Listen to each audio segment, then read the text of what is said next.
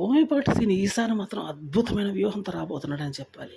రికార్డులు పటాపంచలు చేసే విధంగా బాలయ్య బాబుతో ఈసారి అరవీర భయంకరమైన పర్ఫార్మెన్స్ చేయించబోతున్నాడు.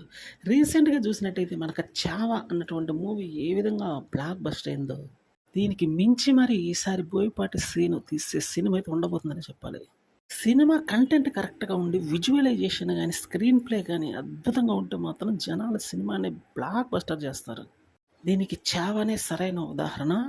సో, ఇప్పుడు బాలయ్య బాబు సినిమాలో కూడా 'అఖండ 2' ఎందుకంటే ఇది ఒక డివోషనల్ కేటగిరీకి కూడా చెందింది కాబట్టి, మూవీ మీద అసాధారణ అంచనాలున్నాయి. అందులో డౌట్ పడాల్సిన అవసరమే లేదు.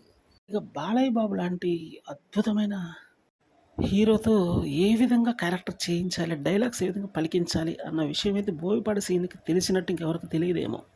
ఒక వెపన్‌ని వాడుకున్నట్టు వాడుకుంటాడనే చెప్పాలి. డౌట్ లేదు ఇందులో.